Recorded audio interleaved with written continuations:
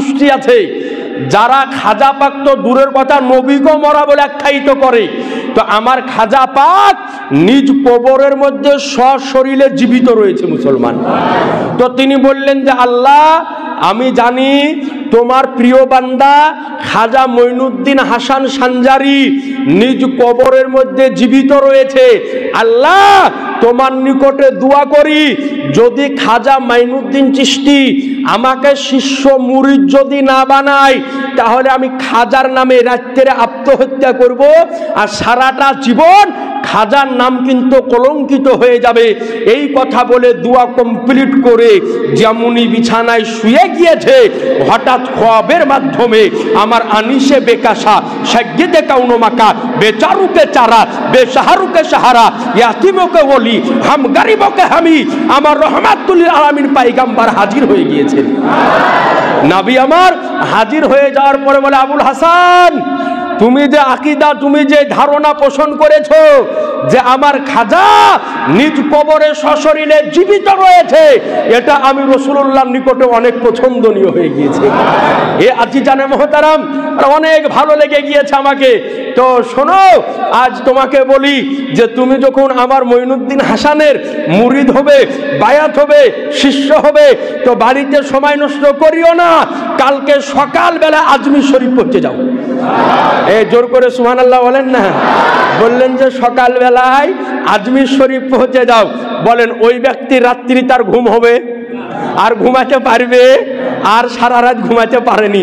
ফজরের নামাজ পড়ে নিজের বস্তা টাস্তা যা ছিল আজকে বেঁধে নিয়ে আজমির শরীফে খাজার দরবারে হাজির। একটু জোরে বলেন না সুবহানাল্লাহ। হাজির হয়ে গিয়েছেন। হাজির হয়ে যাওয়ার পরে নবী আমার বলে দিয়েছেন, তুমি আমার মঈনুদ্দিন হাসানের মাজারের সামনে দাঁড়িয়ে ডাক দিবে, ও জিন্দা ওলি খাজা মাইনুদ্দিন, রাসূলুল্লাহর হুকুমে তোমার দরবারে এসেছি, তুমি আমাকে মুরিদ বানিয়ে নাও। বলে নবীর যদি হুকুম হয় তো জীবিত হবে না? হবে না? এই জোরে বলেন না। আরে নবীর হুকুমে মরা খেজুর গাছ থেকে খেজুর ধরেছে।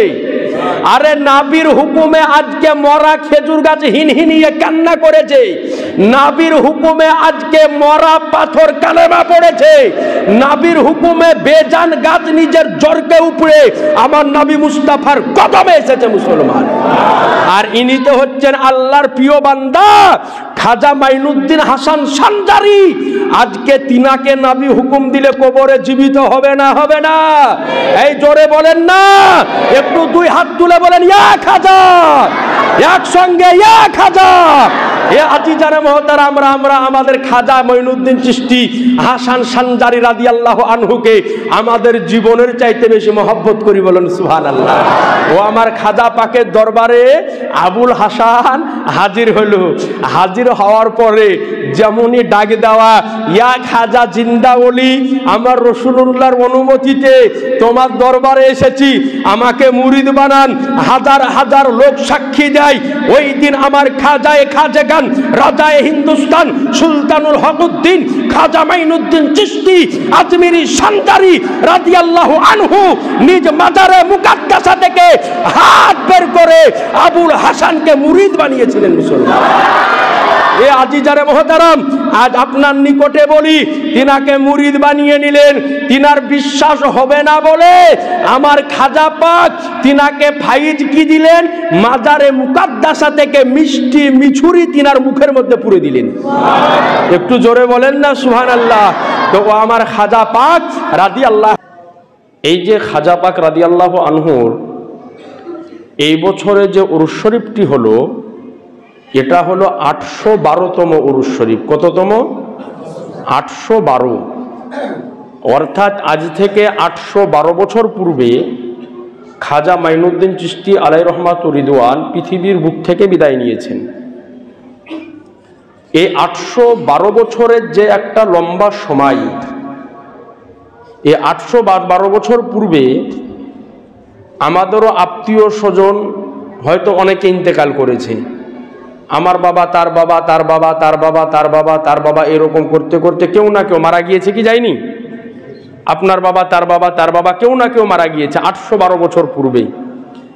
কিন্তু 812 বছর পূর্বে তিনি যে আমাদের আত্মীয় স্বজন, আমার বংশের কেউ মারা গিয়েছে, তিনি যে আমার কে ছিল, তার নাম কি ছিল, সে দেখতে কেমন ছিল, আমরা কেউ বলতে পারা যাবে? জি না। কিন্তু আল্লাহর ওলি খাজা মাইনুদ্দিন চিশতি আজমিরি ও সঞ্জারি রাদিয়াল্লাহু আনহু 812 বছর পূর্বে উনিও ইন্তেকাল করেছে। উনি কিন্তু আমাদের রক্তের সম্পর্কের বংশের কেউ না, না উনি আমার দাদা, না উনি আমার চাচা, উনি আমার সম্পর্কে আত্মীয়র মধ্যে কেউ না। কিন্তু উনার সঙ্গে কিসের সম্পর্ক? উনার সঙ্গে হচ্ছে আমাদের ইমানের সম্পর্ক। একটু জোরে সুবহানাল্লাহ বলতে হবে। তো এইরকম হাজারো মানুষ পৃথিবীর বুকে এসেছে, হাজারো মানুষ পৃথিবীর বুক থেকে বিদায় নিয়েছে, তাদেরকে কেউ মনে রাখে না, তাদের কথা কেউ ভাবনা করে না। কিন্তু যারা আল্লাহর সন্নিকটে হয়ে গিয়েছে, আল্লাহর কুরবাত হাসিল করে নিয়েছে, আল্লাহর নৈকট্য লাভ করে নিয়েছে, তারা 812 বছর তো দূরের কথা, কিয়ামত পর্যন্ত তিনার ভক্তগণ, মুতাকিদগণ তিনাদেরকে স্মরণে রাখে। বলেন সুবহানাল্লাহ। তো আমার খাজা পাক রাদিয়াল্লাহু তাআলা আনহু কত বড় আল্লাহর ওলি ছিলেন। তিনাকে বলা হয় মাদার জাদ ওলি, অর্থাৎ মায়ের পেটের ওলি। কিছু আল্লাহর ওলি আছে যিনারা দুনিয়ার বুকে আসার পরে ইবাদত রিয়াদাতের মাধ্যম দিয়ে বেলায়াত হাসিল করেছেন। আর কিছু আল্লাহর ওলি আছে যিনাদেরকে আল্লাহ রব্বুল আলামিন মায়ের পেট থেকে নির্বাচন করে, নির্ধারিত করে, নির্দিষ্ট করে মায়ের পেট থেকে আল্লাহ তিনাদেরকে বেলায়াত দান করে পৃথিবীর বুকে পাঠিয়েছেন। তো যতজন আল্লাহর ওলি মায়ের পেট থেকে বেলাদাত হাসিল করে, বেলাদাত লাভ করে পৃথিবীর বুকে এসেছেন, তার মধ্যে অন্যতম একজন হচ্ছে আমার খাজা মাইনুদ্দিন চিশতি আলাইহির রহমান। তিনার আম্মি জান বর্ণনা করেন যে আমার বেটা যখন আমার গর্ভে, তো আমি নির্জন রাত্রিকালে মাঝে মাঝে অনুভব করতাম যেন আমার পেটের ভিতর থেকে কেউ যেন আল্লাহ আল্লাহর জিকির করতেছে। একটু একসঙ্গে বলা যাবে না যে আমার পেটের ভিতর থেকে কেউ আল্লাহ আল্লাহর জিকির করতেছে। ये খাজা মাইনুদ্দিন চিশতি আজমিরি সঞ্জারি রাদিয়াল্লাহু আনহু শুধু যে একজন আল্লাহর ওলি ছিলেন তা নয়, বরং খাজা পাক একজন বিখ্যাত আলিমে দ্বীন এবং হাদিসের মুহাদ্দিস ছিলেন। একটু জোর করে বলতে হবে, তিনি একজন বিখ্যাত আলিমে দ্বীন ছিলেন। দীর্ঘদিন মাদ্রাসায় লেখাপড়া করেছেন, হাদিসের জ্ঞান, কোরআনের জ্ঞান, ফিকহের জ্ঞান এবং দুনিয়াবি যত রকমের জ্ঞান আছে সমস্ত জ্ঞান এই দুনিয়াবি শিক্ষালয় থেকে আমার খাজা পাক রাদিয়াল্লাহু তাআলা আনহু হাসিল করেছেন। আল্লাহর ওলি যিনারা হয় তিনাদেরকে আল্লাহ অগাধ মেধা দান করেন। কেমন মেধা দান করেন? হযরতে ইমাম বুখারী মোহাম্মদ ইবনে ইসমাইল বুখারী রাহমাতুল্লাহ আলাইহি, যিনি বুখারী শরীফ লিখেছেন, তো তিনার সম্পর্কে তিনার উস্তাদ বর্ণনা করেন যে আমি সমস্ত ছাত্রদেরকে যখন হাদিসের শিক্ষা দিতাম, একাধিক ছাত্র আসতো হাদিস শিক্ষার জন্যে, তো আমি যখন হাদিস পড়াতাম তো সব ছাত্রতে হাদিসকে লিখে নিত, লিখে নেওয়ার পরে নিজ বাড়িতে গিয়ে মুখস্থ করে পরের দিন শোনাতো। কিন্তু মোহাম্মদ ইবনে ইসমাইল বুখারী রহমাতুল্লাহ আলাইকে দেখতাম যে ও কিছু লেখালেখি করতো না, খালি আমার কথা গেলা শুনতো। একদিন জিজ্ঞাসা করলাম যে মোহাম্মদ ইবনে ইসমাইল, সবাই হাদিসগুলো লিখে লিখে বাড়িতে যায় আর তুমি লেখো না কেন? বলে হুজুর, তারা যতক্ষণে লেখালেখি করে আল্লাহর কসম ততক্ষণে হাদিসটি আমি মুখস্থ করে ফেলি। একটু জোরে বলেন না সুবহানাল্লাহ। আমার আলা হযরত আজিমুল মারতাবাত জাবালুল ইস্তেকামাত ইমামে আহমদ রাজা খান ফাজেলে বেরলভী রাদিয়াল্লাহু আনহু সম্পর্কে কিতাব বলে যে তিনি যখন উস্তাদের নিকটে পড়তে যেতেন তো একটা কিতাব যত মোটাই হোক না কেন 4 ভাগের 1 ভাগ উস্তাদের কাছে পড়তেন আর বাকি 3 ভাগ বাড়িতে নিজে নিজে পড়ে ফেলতেন। একটু জোর করে বলতে হবে সুবহানাল্লাহ। তে হচ্ছে আল্লাহর ওলিদেরকে আল্লাহ পাক এক অসংখ্য অগাধ মেধা আল্লাহ নিজের পক্ষ থেকে কিনাকে দান করেন। আমার খাজা পাক রাদিয়াল্লাহু তাআলা আনহু যখন দুনিয়ার বুকের আলিম, হাফিজ, মাওলানা, মুহাদ্দিস, মুহাক্কিক যত রকমের শিক্ষার প্রয়োজন হয়, সমস্ত শিক্ষা যখন অর্জন করা কমপ্লিট হয়ে গেল, এবার তিনি চিন্তা করলেন কিছু আধ্যাত্মিক জ্ঞানের আমার প্রয়োজন, অর্থাৎ যেটাকে বলা ইলমে তাসাউফ। আর ইলমে তাসাউফ শিক্ষার জন্য, আধ্যাত্মিক জ্ঞানের জন্যে এইরকম আলেমের কাছে গিয়ে লাভ হবে না। এর জন্য আপনাকে হক্কানি আল্লাহওয়ালা, হক্কানি মুর্শিদের সন্নিকট হতে হবে। তো আমার খাজা পাক রাদিয়াল্লাহু আনহু মুর্শিদের খোঁজে বেরিয়ে গেলেন। কোথায় মুর্শিদ পাওয়া যায়, কার নিকটে বায়াত হব? তৎকালীন যুগে বড় বড় আল্লাহর ওলি ছিলেন, যার দরবারে যায়, যার দরবারে যায়, যার দরবারে যায় সবাই এক কথা বলে যে মঈনুদ্দিন, তোমার হেস্সা আমার দরবারে নাই, বরং তোমার হেস্সা এক আল্লাহর মহান ওলির দরবারে লেখা রয়েছে। চলতে চলতে শেষ মুহূর্তে একজন আল্লাহর ওলির দরবারে হাজির হয়েছেন। জীবনে কোনোদিন ওই দরবারে খাজা পাক যাননি, জীবনে ওই দরবারের যিনি বুজুর্গ তাকেও কোনোদিন দেখেননি। যেমনই দরবারে গিয়েছেন, তো দরবারের বুজুর্গ বলছে যে মঈনুদ্দিন, তুমি কি চলে এসেছো? আশ্চর্য হয়ে গেলেন, কেমন কথা, জিনাকে কোনোদিন দর্শন করলাম না, জিনাকে দেখলাম না, জিনাকে জানলাম না, জিনার সঙ্গে পরিচয় নাই, উনি আমার নাম ধরে বলতেছে ব্যাপারটা কি? তো বললেন জি হুজুর চলে এসেছি। যখন কথাবার্তা কমপ্লিট হলো, তো বললেন হুজুর, আপনাকে কোনোদিন আমি দেখিনি, আপনাকে সাথে মুলাকাত হয়নি, আপনার সঙ্গে দেখা সাক্ষাৎ হয়নি, আপনি আমাকে চিনলেন কেমন করে, আমার নাম কেমন করে জানলেন? বলে মঈনুদ্দিন হাসান, শোনো, তুমি যখন আমার এই গেটে প্রবেশ করেছো, তোমার কপাল দেখে বুঝেছি একদিন তুমি হিন্দুস্তানের বাদশায় পরিণত হবে। একটু জোরে সুবহানাল্লাহ বলেন না। এই জন্য একজন হাক্কানি আল্লাহ ওয়ালার সামনে যখন আপনি দাঁড়াবেন, তো আপনার সমগ্র জীবনকে একজন হাক্কানি ওলি এক জায়গায় বসে দর্শন করতে পারে। এই জন্য বুজুর্গানে দিনেরা বলে যে আলেমদের সামনে যখন বসবে জবান সামনে বসবে, আর আল্লাহ ওয়ালার সামনে যখন বসবে তো অন্তর সামনে বসবে। কেন? একজন আল্লাহ, একজন আলেম আপনার জবানের দিকে লক্ষ্য করে আপনার জবানের খবর রাখে, আর একজন আল্লাহ ওয়ালা আপনার কলবের খবর রাখে, আপনার অন্তরের খবর রাখে। এই জন্য আল্লাহ ওয়ালার সামনে যেতে গেলে অন্তরকে, কলবকে খুব ভালো করে সামনে যেতে হয়, কারণ আল্লাহ ওয়ালার নিকটে আপনার কলবেরও খবর থাকে মুসলমান। এবার আমার খাজা পাক রাদিয়াল্লাহু তাআলা আনহু, তিনার বুজুর্গ, তিনি অন্য কেউ নয়, খাজা উসমানী হারুনি রাদিয়াল্লাহু তাআলা আনহু। জোরে বলে দেন সুবহানাল্লাহ। তো বললেন যে হুজুর তাহলে আমাকে বায়াত করে নেন। তো এইবার বায়াত করবেন। তো বায়াত করার পূর্বে বললেন যে মঈনুদ্দিন হাসান, তুমি আমার সামনে বসো। সামনে বসানো হলো। তো বলল যে সর্বপ্রথম কোরআন শরীফ থেকে সূরা বাকারা তেলাওয়াত করো। তো খাজা পাক রাদিয়াল্লাহু তাআলা আনহু সূরা বাকারা তেলাওয়াত করলেন। এরপর বললেন যে 100 বার সূরা ইখলাস তেলাওয়াত করো। বলে 100 বার সূরা ইখলাস তেলাওয়াত করলেন। বলে 100 বার সূরা ইখলাস তেলাওয়াত করার পরে বললেন এবার তুমি পশ্চিম দিকে কাবার দিকে মুখ করে বসে যাও। আমার খাজা পাক বললেন যে আমি কাবার দিকে মুখ করে বসে গেলাম। ইহীন অবস্থায় আমার পীর মুর্শিদ খাজা ওসমান হারুনি আলাইহি রহমাতুর রিদওয়ান আমার হাতটাকে ধরলেন। ধরার পরে বললেন যে মঈনুদ্দিন আয়, তোকে আজকে আমি এই জায়গা থেকে আল্লাহর নিকটে পৌঁছে দিই। একটু জোরে সুবহানাল্লাহ বলে। প্রথম দিনের মুজাহিদা কমপ্লিট হলো। তো বললেন যে মঈনুদ্দিন, আমাদের এই চিশতিয়া সিলসিলার আজকে একদিনের মুজাহিদা কমপ্লিট হয়ে গেল, তুমি বাড়ি চলে যাও, আর সারাটি রাত মুজাহিদাতে মশগুল থাকো। বলে আমি বাড়ি গেলাম, সারাটি রাত চোখে ঘুম নাই, সারা রাত মুজাহিদাতে আমি মশগুল থাকলাম। সকাল বেলাতে আমার পীর মুর্শিদের দরবারে আমি হাজির হলাম। তা আমার পীর মুর্শিদ দেখার সঙ্গে সঙ্গে আমাকে বলে মঈনুদ্দিন আবার 100 বার সূরা ইখলাস তেলাওয়াত করো। বলে আবার 100 বার সূরা ইখলাস তেলাওয়াত করলাম। বলে যে মঈনুদ্দিন এবার 21 বার দরুদে পাক পড়ো। বলে 21 বার দরুদে পাক পড়লাম। বলে এবার চোখকে বন্ধ করো। বলে আমার পীর মুর্শিদের কথা মোতাবিক চোখকে বন্ধ করলাম। বলে এবার চোখকে খুলে আসমানের দিকে তাকাও।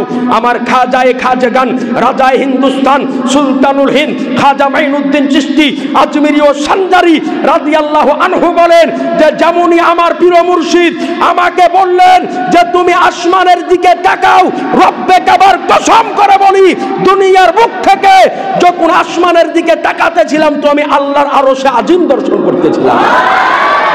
আর একটু আওয়াজ দিয়ে বলে আমি আল্লাহর আরশে আজিম দর্শন করলাম। বলে এরপরে বললেন যে জমিনের দিকে তাকাও, বলে রব্বে কাবার কসম আমি যখন জমিনের দিকে তাকালাম তো সপ্তম জমিনের তাহাতুস সূরা দর্শন করতেছিলাম। বলে এরপরে বললেন যে আবার চোখকে বন্ধ করো, বলে আবার চোখ বন্ধ করলাম। বলে আমার পীর মুর্শিদ দুই আঙ্গুলকে আমার চোখের সামনে রাখলো, রাখার পরে বলল যে মঈনুদ্দিন চোখকে খোলো। বলে আল্লাহর কসম আমি চোখকে যখন খুললাম তো আমার পীর মুর্শিদের দুই আঙ্গুলের মাঝে আল্লাহর 18,000 মাখলুকাত দর্শন করলাম। একজন পীর মুর্শিদ নিজের মুরিদকে এইভাবে কামেল মুকাম্মাল বানাই, বলেন সুবহানাল্লাহ। আর একটু আওয়াজ দিয়ে বলেন সুবহানাল্লাহ। তো বলেন মুসলমান এই খাজা পাক রাদিয়াল্লাহু আনহুকে আমরা ভালোবাসি না বাসি না? এই জোরে বলেন না, আপনারা ভালোবাসেন না? একটু জোরে বলেন না, ভালোবাসি কি বাসি না? আমরা সকলেই ভালোবাসি। তো ভাইয়েরা আমার আজিজারা মুহতারাম ব্রাদার ইসলাম কোথায় দিল? মসজিদে 1000 টাকা দিয়েছে, আল্লাহ পাক যেন কবুল করে। তো ব্রাদারান ইসলাম একটা ছোট্ট করে কথা আপনাদের সামনে বলি, আমার খাজা পাকের মহব্বতে কারো পকেটে যদি থাকে 100 টাকা দেন তো একটু আমার হাতে, যদি কারো পকেটে থাকে 100 টাকা, আমার খাজা মাইনুদ্দিন চিশতির মহব্বতে 100 টাকা একটু চট করে দিয়ে পাঠান তো একটা ছেলের হাত দিয়ে, যার যার পকেট আছে 100 টাকা করে দেন, দোয়া করে দিব আল্লাহ পাক যেন আমার খাজা মাইনুদ্দিন চিশতি রাদিয়াল্লাহু আনহুর মাজার শরীফ জিয়ারত করার তৌফিক আপনাকে দান করে। নাই কোনো ভাইয়ের পকেটে 100 টাকা যদি থাকে একটু চট করে দিয়ে পাঠান তো। একজন ভাই আমার এই পেছনে যারা আছে 100 টাকা করে টাকা দেন তো, যার যার পকেটে আছে আমার খাজা পাকের মহব্বতে একটু তাড়াতাড়ি করে 2 মিনিটের মধ্যে যার যার পকেট আছে একটু তাড়াতাড়ি করে দেন। আর একটা খাজা পাকের কারামত আপনাকে শোনাবো যে আমার খাজা পাক রাদিয়াল্লাহু আনহু ইন্তেকাল করার পরেও একজন ব্যক্তিকে নিজের মুরিদ বানিয়েছিলেন। সুবহানাল্লাহ বলেন সুবহানাল্লাহ। 100 টাকা করে টাকা একটু চটচট করে দেন মসজিদের জন্য, এই খোদার ঘর মসজিদের জন্য, যার পকেট আছে 100 করে টাকা। সুবহানাল্লাহ আলহামদুলিল্লাহ একটু চট করে দেন। আর কারো পকেটে নাই আলহামদুলিল্লাহ এদিক থেকে এসেছে সুবহানাল্লাহি ওয়া বিহামদিহি 200 টাকা, আল্লাহ যেন কবুল করে। এদিক থেকে এসেছে 300 টাকা, টাকাটা উঠান তো মুফতি সাহেব। সুবহানাল্লাহ। আর কারো পকেটে নেই একটু আমার খাজা পাকের মহব্বতে একটু দেন, যে একজন ব্যক্তি আমার খাজা পাক রাদিয়াল্লাহু তাআলা আনহুর কাছে মুরিদ হওয়ার শিষ্য হওয়ার মনোভাব প্রকাশ করেছিলেন, কিন্তু তাকে মুরিদ করার পূর্বে খাজা পাকের ইন্তেকাল হয়ে গিয়েছিল। ইন্তেকাল করার পরে আমার খাজা পাক তাকে নিজের মাজার থেকে মুরিদ বানিয়েছিলেন। সুবহানাল্লাহ। আর নারকার পকেটে 100 টাকা করে টাকা পেছনের ভাইরা যদি থাকে একটু দিয়ে পাঠান না ছেলেদের হাত দিয়ে, আল্লাহ কবুল করবে। সুবহানাল্লাহ আলহামদুলিল্লাহ। হ্যাঁ আচ্ছা 400 টাকা মুফতি সাহেব ঘুরিয়ে দিন এখান থেকে, এই দেখেন 500 টাকাটা ধরেন। আর নাই কারো পকেটে বাচ্চা গেলানে হাত দিয়ে একটু দিয়ে দেন। সুবহানাল্লাহ 100 করে টাকা। আর কোনো ভাইয়ের নিকটে নাই এই পেছনে এদিক থেকে যদি কারো পকেটে থাকে 100 টাকা করে টাকা এই আল্লাহর ঘর মসজিদের জন্য। জেনে রাখবেন যে আজকে এই আমাদের ভারতবর্ষে কোটি কোটি মুসলমান, লক্ষ লক্ষ মসজিদ মাদ্রাসা আজকে আবাদ হতেছে, ঘরে ঘরে আজকে কালেমার দাওয়াত, এটা একমাত্র আমার খাজা পাকের ওসিলাতে হয়েছে। একটু জোর করে বলেন না গো সুবহানাল্লাহ। তো আর আর আর কোন ভাইয়ের পকেটে নাই আর 100 টাকা কারো এদিক থেকে হোক এদিক থেকে আর 100 টাকা দিয়ে দেন না। যদি কারো পকেটে কত টাকা আছে মুফতি সাহেব দেখেন তো, টোটাল ওইটা সিদ্ধি দিয়ে দেন, টোটাল কত টাকা আছে দেখেন। আর 100 টাকা কেউ দেন না কারো পকেটে যদি থাকে, কারামতটা আপনাকে শোনাবো, সময়ও যেতেছে। আর 100 টাকা হবে না কোনো ভাই আমার খাজা পাক রাদিয়াল্লাহু তাআলা আনহুর মহব্বতে যে আমার খাজায়ে খাজেগান রাজা হিন্দুস্তান 100 টাকা দিবেন। আজ সুবহানাল্লাহ ওদিক থেকে ওই নিয়ে 100 টাকা ডাকজু না সুবহানাল্লাহ 100 টাকা নিয়ে 100 ওনার পাকড় থেকে আলহামদুলিল্লাহ কত হয়েছে 1350 হয়েছে। আরে 1500 হয়নি গো, দেন না গো আর 200 টাকা দিয়ে 1500 টাকা বুঝিয়ে দেন। সুবহানাল্লাহ আলহামদুলিল্লাহ। আর একটু চট করে দেন, আর যার পকেটে আছে একটু তাড়াতাড়ি করে দেন আমার খাজা পাকের মহব্বতে। জাত ব্রাদারান ইসলাম, যেমন নবীদের দুশমন আছে, আল্লাহর দুশমন আছে, কাবার দুশমন আছে, ওই রকম আল্লাহওয়ালাদের দুশমন আছে না নাই? এই জোরে বলেন না আছে না নাই? আছে। সুবহানাল্লাহ। হ্যাঁ 400 টাকা ঘুরিয়ে দেন মুফতি সাহেবের দিকে, 500 টাকা লোটটা ধরেন। তাহলে আর একজন 100 টাকা হবে না? সুবহানাল্লাহ। আর একজন যদি কারো পকেটে থাকে আমার খাজা পাকের মহব্বতে নবী আমার বলেন সুবহানাল্লাহ। আমাদের হাজী সাহেব 200 টাকা দিয়ে দেন ওখানে, আলহামদুলিল্লাহ। আর একজন ব্যক্তি যদি থাকেন 100 টাকা দেন না আমার খাজা পাকের মহব্বতে। খাজা মঈনুদ্দিন চিশতি আজমিরি ও সানজারি রাদিয়াল্লাহু আনহু ইন্তেকাল করার পরেও একজন ব্যক্তিকে নিজের কবর থেকে মুরিদ বানিয়েছিলেন, সুবহানাল্লাহ বলেন। তো আমি এই কারামতটা বলতে বলতে একজন ভাই আমার 100 টাকা দিয়ে পাঠাইন তো, আর যদি কারো পকেটে থাকে, আর না হলে যদি পকেটে না থাকে তো আপনি পরে করে দিয়েন। 100 টাকা যখন চাহালছি তখন ইনশাল্লাহ নিব।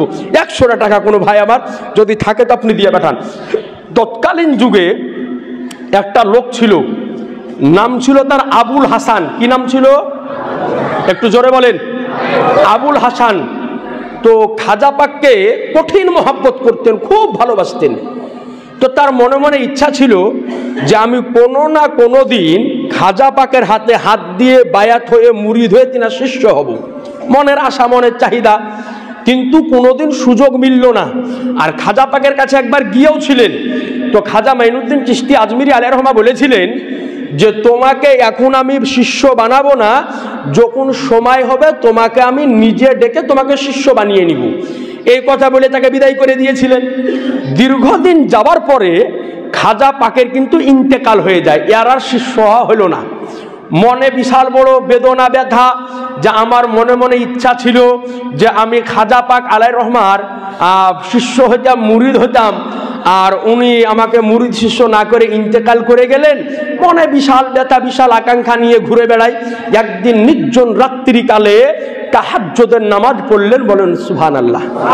তাহাজ্জুদের সময় হচ্ছে এমন একটা সময় যে সময়তে আল্লাহ বান্দার নিকটে চলে আসে, সুবহানাল্লাহ। তাহাজ্জুদের সময়তে আল্লাহ বান্দার নিকটে চলে আসে। এই জন্য যে কোনো পেরেশানিতে যদি আপনি পড়েন, রাত্রির মধ্যরাত্রিতে বিছানা থেকে উঠার পরে তাহাজ্জুদের নামাজ পড়ে আল্লাহর দরবারে দোয়া যদি করা যায় তো আল্লাহ সেই দোয়াকে কবুল করে নেয়। তাহাজ্জুদের নামাজ পড়ে। তো এবার এই ব্যক্তি তাহাজ্জুদের নামাজ পড়েছে আবুল হাসান। নামাজ পড়ার পরে আল্লাহর দরবারে হাত উঠিয়েছে, যে রব্বে কাদির, আমার মনে মনে আশা ছিল, আকাঙ্ক্ষা ছিল যে আমি খাজা পাকের শিষ্য হব, মুরিদ হব, কিন্তু উনি আমাকে শিষ্য মুরিদ বানানোর পূর্বেতে ইন্তেকাল করে গেলেন।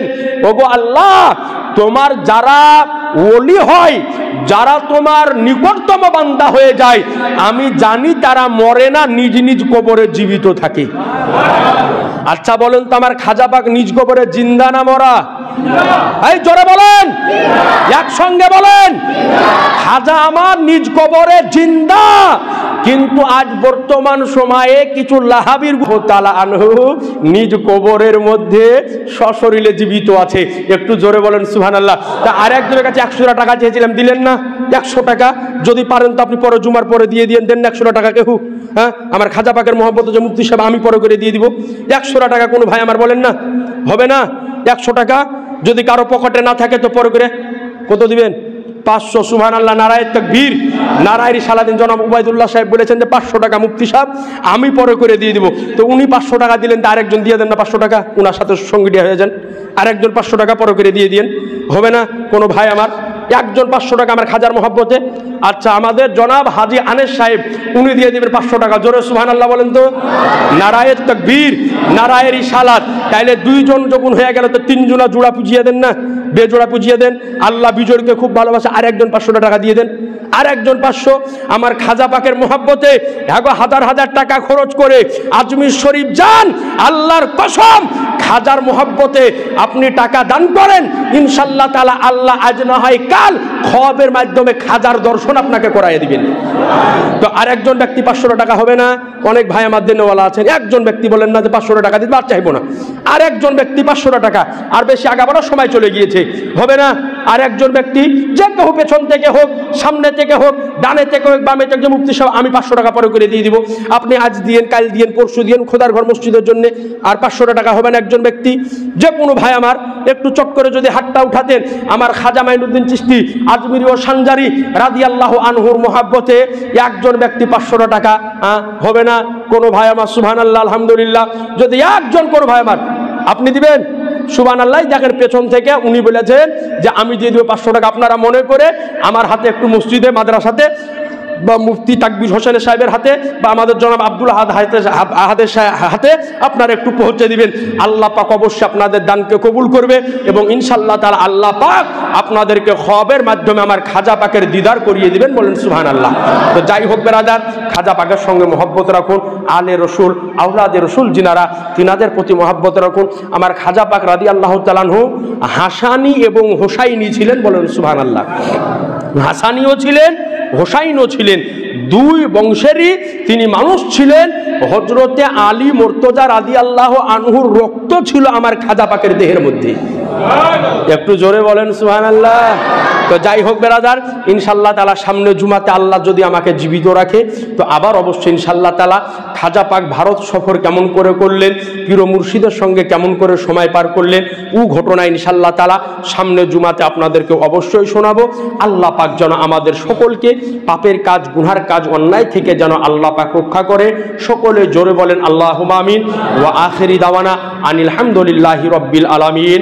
আসসালামু আলাইকুম ওয়া রাহমাতুল্লাহি ওয়া বারাকাতুহু।